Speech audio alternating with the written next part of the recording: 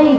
ये पूतना मुस्कुराने लगी, बोली मैं यही तो चाहती हूँ, तुम चिंता मत करो, तुम्हारे लाला को आज ऐसा आशीर्वाद दूंगी कि फिर जीवन में तुम्हारे लाला को कभी किसी से आशीर्वाद लेने की आवश्यकता ही नहीं पड़ेगी। जैसे ये पूतना पालने के फल कहते हैं सुखदेव जी कि जैसे ही पूतना ने अपने घूंघट को उठाया, मेरे कन्हैया ने एकदम अपने नेत्रों को बंद कर लिया। राजा परीक्षित ने कहा गुरुवर, ये बात मेरी समझ में नहीं आई कि पूतना के आते ही, पूतना को देखते ही कन्हैया ने अपने नेत्र क्यों बंद कर लिए। कहने लगे कि कुछ संतों का ये मत है कि भगवान ने नेत्र इसलिए बंद किए कि जब मैं राम अवतार लेकर के आया तब भी मुझे सबसे पहले राक्षसी को ही मारना पड़ा। भगवान राम ने किसको मारा सबसे पहले? ताड़का को। और बोले देखो कृष्ण अवतार लेकर के आया तब भी मुझे सबसे पहले राक्षसी को ही मारना पड़ेगा। दूसरे संत ने कहा नहीं नहीं, ये भाव नहीं है। बोले भगवान सोच रहे होंगे कि भले ही ये विष लगा करके मुझको मारने के लिए आई है, लेकिन काम तो ये वही करेगी जो एक माँ करती है। तो भगवान सोच रहे होंगे कि मैं इस पूतना को कौन सी गति प्रदान करूं। किसी संत ने कहा नहीं, ये बात भी नहीं है। भगवान के एक नेत्र में सूर्य का वास है, दूसरे नेत्र में चंद्रमा का वास है। तो वो सोचते हैं कि हमने तो भगवान के दर्शन करने के लिए इस ब्रज में आए हैं, हम इस राक्षसी का दर्शन नहीं करना चाहते। सभी संतों के अलग अलग मत हैं। एक संत ने तो बड़ा सुंदर भाव रखा अपना, कहने लगे कि भगवान ने अपने नेत्र इसलिए बंद किए हैं कि भगवान ने सोचा मैं तो इस ब्रज में आया हूँ माखन मिश्री खाने के लिए, अभी माखन मिश्री तो मुंह में गया नहीं और ये मौसी जी जहर पिलाने के लिए चली आई। तो भगवान नेत्र बंद करके भोलेनाथ का ध्यान कर रहे होंगे। बोले बाबा आपको तो जहर पीने का बड़ा अभ्यास है, एक काम करो आप आकर के मेरे हृदय में विराजमान हो जाओ, इस जहर को आप पी लेना और दूध का पान मैं कर लूंगा। इसलिए भगवान भोलेनाथ को बुला रहे होंगे। बड़े सुंदर भाव हैं संतों के। इस पूतना ने जब देखा कि इधर उधर कोई नहीं है तो कन्हैया को गोद में उठाया और महल के पीछे बगीचे में ले गई।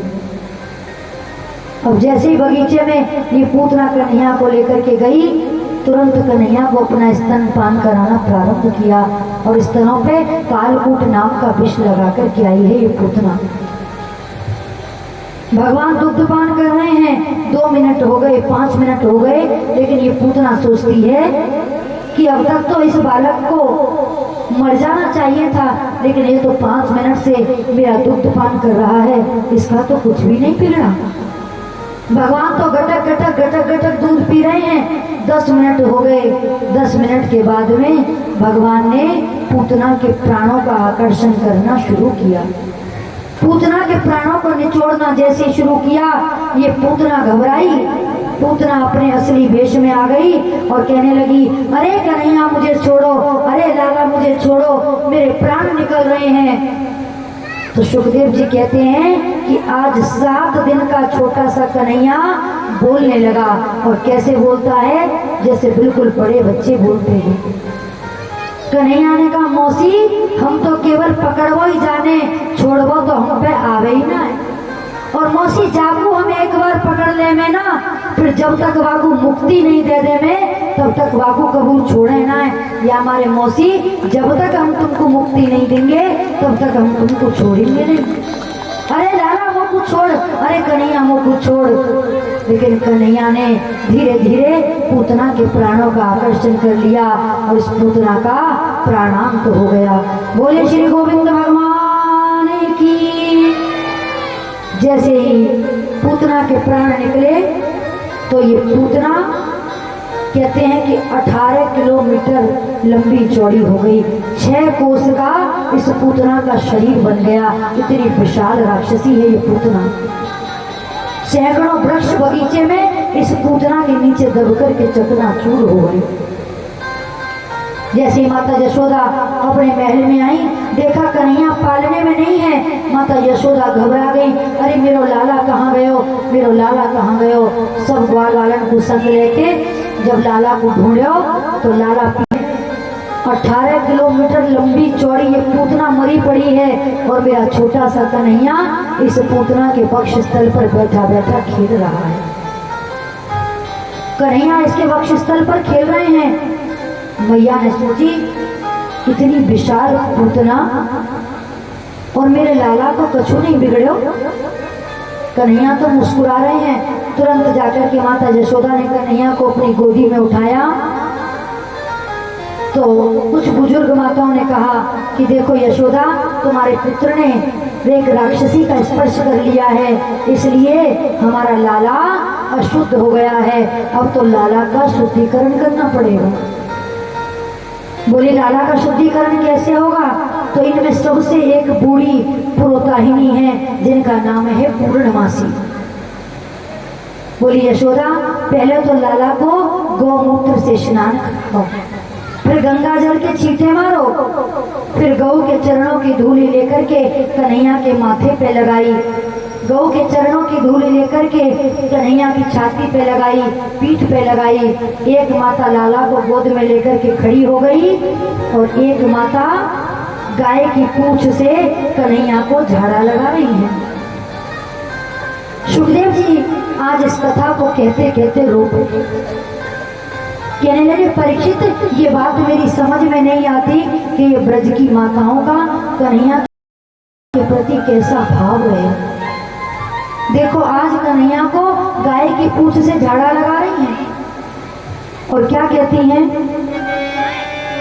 इंद्राणी ऋषिकेश प्राणान नारायणो वत श्वेतदीप पतिश्चित्तम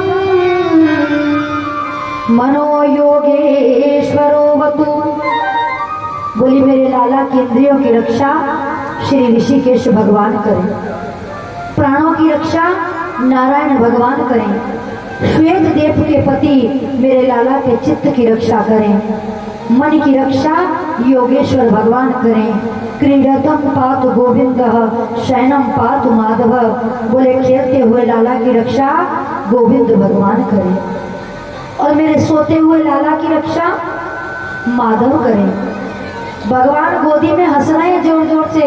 बोले देखो इन माताओं को मेरे नाम लेकर के और मुझको ही झाड़ा लगा रही हैं। बोले नारायण कौन है? नारायण तो मैं ही हूँ। माधव कौन है? माधव भी मैं ही हूँ। गोविंद कौन है? बोले गोविंद भी मैं ही हूँ। लेकिन ये माताएं कितनी भोली हैं, गौ की पूंछ से मेरे नामों से मुझको ही झाड़ा लगा रही है। लेकिन कहते हैं कि नाम का बहुत बड़ा महत्व होता है, राम से बड़ा राम का नाम। कहाँ हो कहाँ लगे नाम बड़ा,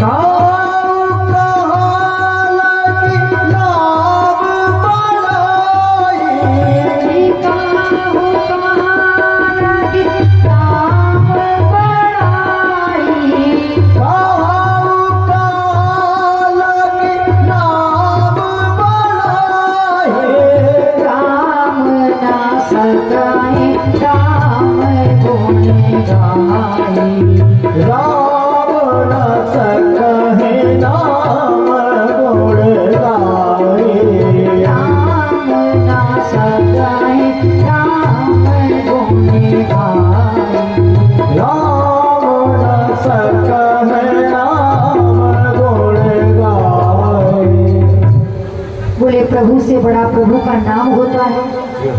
कौन वर्णन कर सकता है गोपियों के भाव का, माता यशोदा के प्रेम का। पूतना के शरीर को पकड़ के ब्रजवासी जब जमुना के किनारे ले गए तो जैसे पूतना के शरीर को चिता पर रखा और जैसे ही अग्नि लगाई तो ऐसा वर्णन आता है कि पूतना के शरीर में से एक बहुत सुंदर सुगंधी निकली। परीक्षित जी कहते हैं कि हे गुरुवर, जो पूतना राक्षसी है जो गोविंद को मारने के लिए आई तो उसके शरीर में से तो दुर्गंध निकलनी चाहिए थी, लेकिन ये पूतना के शरीर में से सुगंधी क्यों निकली?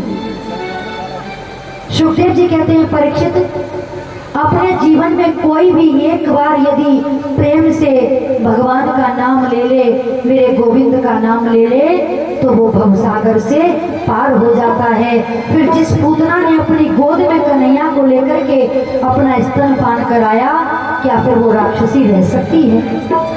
फिर वो राक्षसी नहीं रही। और कहने लगे, हे परीक्षित, तुमको मैं इससे भी बड़ा एक आश्चर्य बताता हूँ। पूतना के शरीर से सुगंधी निकली, ये कोई बहुत बड़ी बात नहीं है। सबसे बड़े आश्चर्य की बात तो ये है कि हे परीक्षित, जो गति माता यशोदा को सैकड़ों वर्षों के बाद मिलेगी, वो गति मेरे कन्हैया ने इस पूतना को आज ही प्रदान कर दी। इस पूतना को वो गति दे दी जो माता यशोदा को मिलनी चाहिए। कहने लगे, हे परीक्षित, ऐसा दया का सागर, ऐसा करुणा का सागर, ऐसा दयालु इस पूरे संसार में, इस पृथ्वी पर कोई दूसरा नहीं है। ऐसे दयालु तो केवल गोविंद भगवान हैं कि जो मारने के लिए आया उसको माता की गति प्रदान कर दी। दरबार हजारों देखे हैं, दरबार हजारों देखे हैं, पर ऐसा कोई दरबार नहीं, दरबार हजारों देखे हैं, दरबार हजारों देखे हैं, पर ऐसा कोई दरबार नहीं, दरबार हजारों देखे हैं। दरबार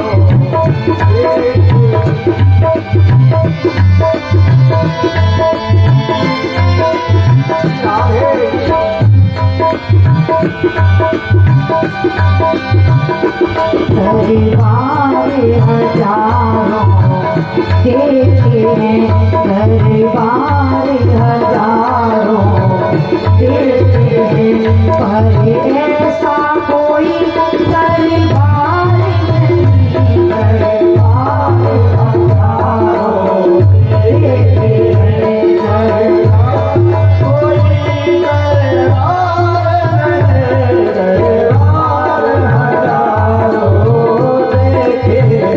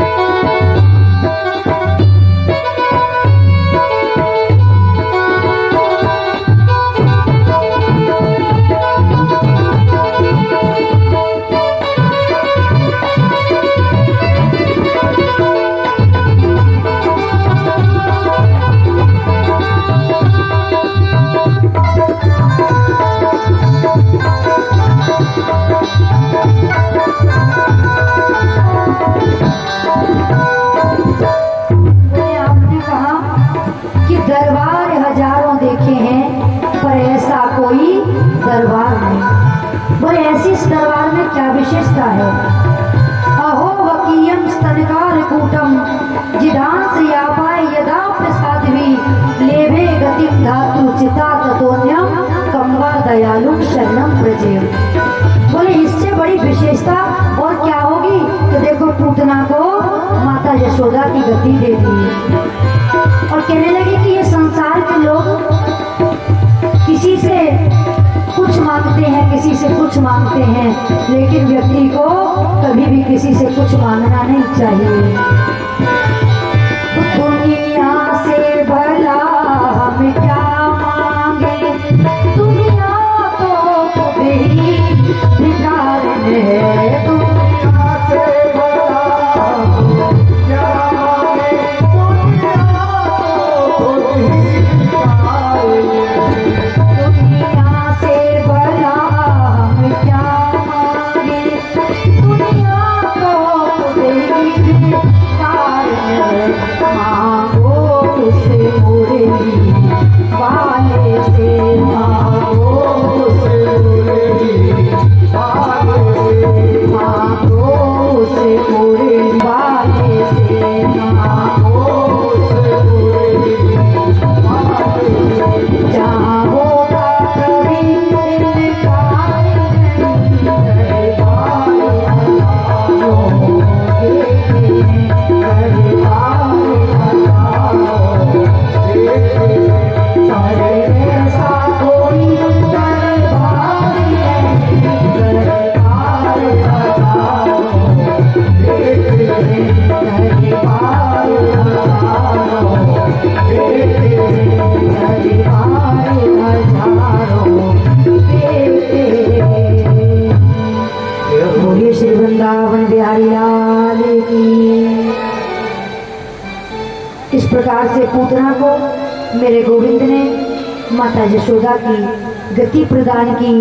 कहते हैं कि गोविंद भगवान ने पूतना के सारे दुर्गुणों को भुला दिया और उसकी भक्ति को अपने गले से लगा लिया और उस पूतना का उद्धार कर दिया, उस पूतना को मोक्ष प्रदान कर दिया। धीरे धीरे समय व्यतीत हुआ। कन्हैया 6 महीने के हुए तो ये शक्तासुर आ गया और देखिए 6 महीने के कन्हैया ने इस शक्तासुर का उद्धार कर दिया। मैंने आपको बताया था कल कि जब भी भगवान कोई अवतार लेकर के आते हैं तो भोलेनाथ उनके बाल रूप के दर्शन करने के लिए जरूर आते हैं। पहले अयोध्या में आए, अब गोकुल में आ गए। खूब सुंदर वेश बनाया भगवान भोलेनाथ ने और माता यशोदा के द्वार पर आकर के कहने लगे, मैया अलग निरंजन। जैसे मैया ने बाहर आकर देखा, पूरे शरीर पर भस्म रमा रखी है, गले में सर्पों की माला है, कानों में बिच्छू लटक रहे हैं। कहो बाबा मैं आपकी क्या सेवा करूं? मैया हमें कोई सेवा नहीं चाहिए। देखो हम तो कैलाश पर्वत पर रहते हैं और हमारे गुरुदेव का आदेश हुआ तो हम तुम्हारे लाला के दर्शन करने के लिए आए हैं। मैया ने कही बाबा जी हीरे मोती जवाहरात सोनो चांदी जो कछु चाहिए मुँह पे ते ले जाओ, लेकिन मैं तुमको अपने लाला के दर्शन नहीं कराऊंगी। भोलेनाथ बोले मैया देखो हम तो योगी हैं, हम तो केवल तुम्हारे लाला की दर्शनों की इच्छा से इस ब्रज में आए हैं मैया, हमें और कुछ नहीं चाहिए, हमें तो केवल अपने लाला के दर्शन करा दो।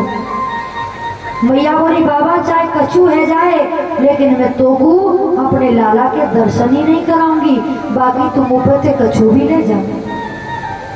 भोलेनाथ ने कहा देखो मैया हम बड़ी दूर से आए हैं, अपने मन में इच्छा लेकर के आए हैं कि तुम्हारे लाला के दर्शन करके जाएं।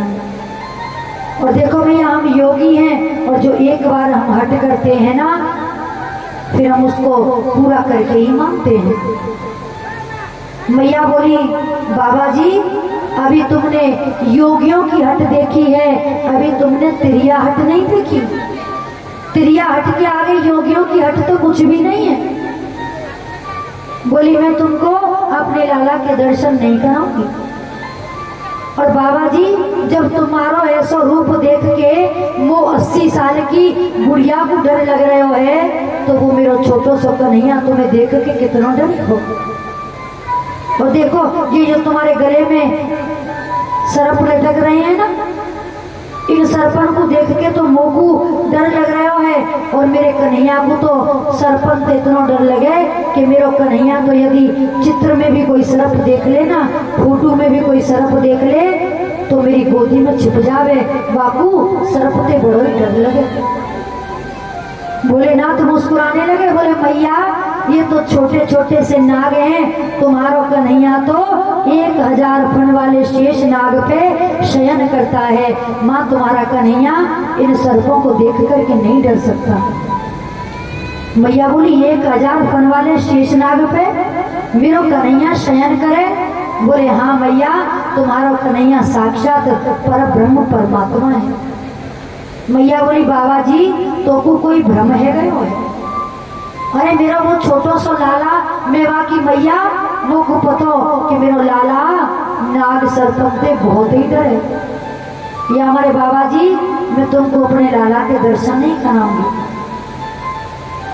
कन्हैया बोल शंकर जी बोले मैया एक बात बताओ तुम अपने लाला के दर्शन मुझे कब तक नहीं कराओगी? अरे जब तुम्हारा लाला बड़ो होएगो बाहर खेल में जाएगो तो तुम्हारा लाला निकल के तो दरवाजे में ही जाएगो। बोले मैं तुम्हारे द्वारे पे ढूंढी रहूंगा और जब तक तुम्हारे लाला के दर्शन नहीं करूंगा तब तक लौट के कैलाश नहीं जाऊंगा। मैया बोली बाबा जी मेरे घर में एक द्वार नहीं है, मेरे घर में 15 द्वार हैं और मेरा लाला जब बड़ो है जाएगा ना तो मैं अपने लाला को खेलवे के ताई दूसरे दरवाजे पे भेज दूंगी, तीसरे दरवाजे पे भेज दूंगी, चौथे दरवाजे पे बाहर भेज दूंगी। लेकिन बाबा जी जा द्वार पे तू ढूंढी रमा के बैठे होएगो बा द्वार पे मैं अपने कन्हैया को बाहर जाने ही नहीं दूंगी। बैठे रहे कब तक बैठे रहेगा मेरे द्वार पे ढूंढी रमा के। अब तो शंकर जी ने सोची मैया तो बड़ी जिद्दी है, मैया तो अपने लाला के दर्शन नहीं कराएंगी। बोले मैया देखो मैं एक बार तुमसे और निवेदन कर रहा हूँ कि मुझको अपने लाला के दर्शन करा दो। मैया बोली एक बार नहीं तुम 100 बार मुझसे निवेदन करो, लेकिन मैंने कह दी सो कह दी, मैं अपने लाला के दर्शन तुम्हें नहीं कराऊंगी। शंकर जी वहां से उदास होकर के चल दिए। पता चल गया कि मैया दर्शन तो कराने वाली अब है नहीं। अब जैसे ही मैया अंदर आई जो कन्हैया पालने में सो रहे थे अब तो कन्हैया ने जोर जोर से रोना शुरू कर दिया।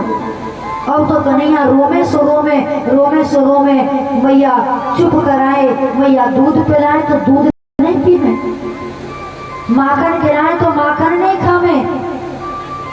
अब मैया तो घबरा गई कि पता नहीं मेरे लाला को कहाँ है गयो, मेरा लाला तो बहुत रो रहे है। दौड़ी दौड़ी गई, सब गोपिन को बुला कर के लाई, जो बुजुर्ग पुरोहितानी है पूर्णमासी उनको बुला कर के लाई। बोली मौसी पता नहीं मेरे लाला को कहाँ है गयो है, देखो मेरा लाला रोवे सो रोवे। गोपियां बोली मैया मोको तो ऐसा लगे कि काऊ ने हमारे लाला पे कोई जादू टोनो कर दियो दिखे। भैया बोली जब यहाँ कोई आयो ही ना आए तो जादू टोनो कौन करेगो? मैंने लाला काऊ को दियो ही ना है। बोली देखो मैया, मानो या मत मानो, लेकिन हमारे लाला पे, हमारे कन्हैया पे किसी ने जादू टोना कर दिया है। काऊसी ने मार दियो री टोना, अरे मेरो मचलो है शाम सलोना। काऊसी ने मार दियो री टोना, अरे मेरो मचलो है शाम सलोना। काऊसी ने मार दियो री टोना, अरे मेरो मचलो है शाम सलोना। काऊसी ने मार दियो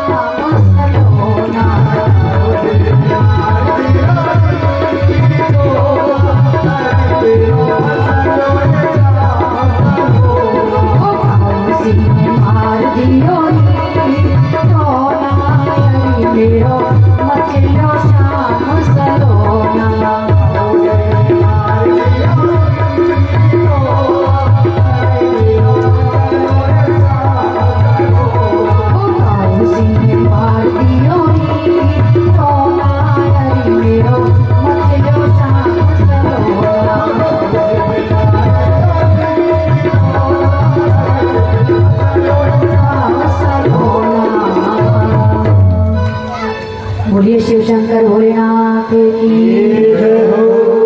अब गोपियां कहती हैं कि मैया देखो किसी ब्रज की गोपी ने हमारे लाला पे जादू टोना कर दिया। मैया तुम ध्यान करो, तुम तो बड़ी भोली हो, मुझे तो ऐसा लगता है कि कोई जरूर तुम्हारे घर में आया होगा जो कन्हैया पे जादू टोना कर गया।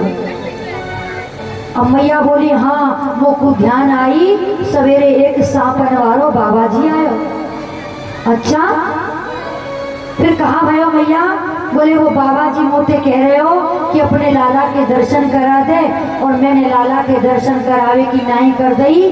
तो जैसे ही मैं भीतर आई जब ते लाला रोवे सो रोवे, रोवे सो रोवे। बोले मैया हो ना हो वो सांपन वालो बाबा जी हमारे लाला पे जादू टोना कर गए हो। मैया बोली अब क्या होगा? बोले मैया अब तो उसी बाबा जी को बुला के लाना पड़ेगा, अब तो वही बाबा जी कन्हैया का उपाय करेंगे। बोली जाओ तो गोपियों जल्दी से देख के लाओ कि वो बाबा जी गए हो। अब जैसे गोपियां ढूंढने के लिए गई तो भोलेनाथ कहीं गए थोड़ी थे, वहीं थोड़ी आगे चल के एक पेड़ के नीचे बैठे थे, क्योंकि वो तो सारी लीला को जानते हैं।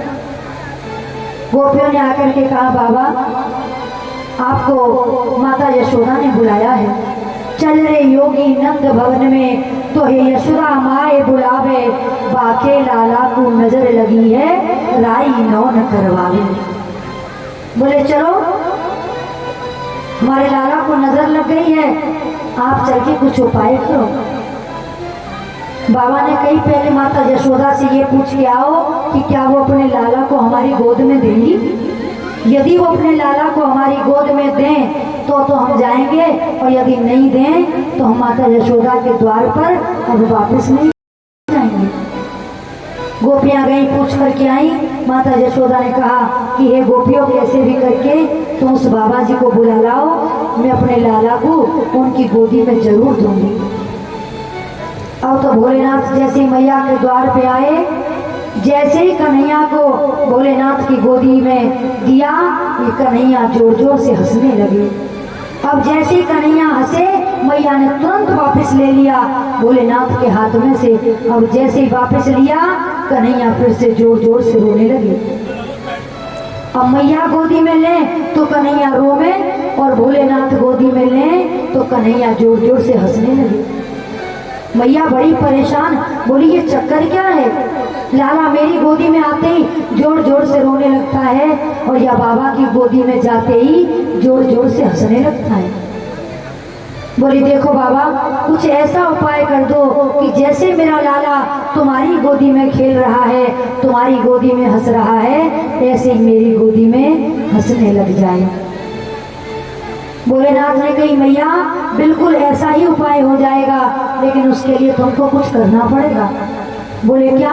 बोले अपने घर में एक शंकर जी का मंदिर बनवाओ, और जब भी अपने लाला को स्नान कराओ तो ऐसे कराओ कि तुम्हारे लाला के स्नान का जल भोलेनाथ के ऊपर से होकर के जाना चाहिए। मैया फिर तुम्हारा लाला कभी नहीं रोएगा। मैया ने कही बिल्कुल ऐसा ही होगा। रह रे योगी नंद भवन में ब्रज में वासो कीजिए, जब जब मेरो लाला रोवे तब तब दर्शन दीजिए। तो कहते हैं कि माता यशोदा के महल में भगवान भोलेनाथ का एक मंदिर बना। तब से भोलेनाथ का एक और नाम हो गया, क्या? बोले नंदेश्वर महादेव की। जिस दिन से नंद बाबा के घर भोलेनाथ के मंदिर की स्थापना हुई, उसी दिन से भगवान भोलेनाथ को नंदेश्वर महादेव के नाम से जाना जाने लगा। बड़ी प्रसन्नता हुई, लाला खूब हंसने लगे। कोई किसी प्रकार की फिर संकट नहीं है, माता यशोदा बड़ी प्रसन्न है। कन्हैया 1 वर्ष के हुए तो ये तृणाव्रत कन्हैया को मारने के लिए आ गया। तृणाव्रत कहते हैं जो गोल गोल सा भगोड़ा होता है हवा का। ये तृणाव्रत आया और कन्हैया को अपने साथ में उड़ा करके आकाश में ले गया। मेरे कन्हैया इस तृणाव्रत के गले से लटक गए और अपने शरीर में इतना वजन बढ़ाया, इतना वजन बढ़ाया कि इस तृणाव्रत के गले के घुटने से इसकी मृत्यु हो गई और मेरे कन्हैया ने आज तृणाव्रत का भी उद्धार कर दिया। बोलिए गोविंद भगवान की जय हो। आज मेरे कन्हैया बड़ा सुंदर श्रृंगार किया माता यशोदा ने कन्हैया का। आंखों में काजल लगाया, बड़ी सुंदर चोटी बनाई, उसमें मोर पंख लगाया, गले में माला पहनाई, पीतांबरी पहनाई। बड़ी प्रसन्न है माता यशोदा अपने कन्हैया के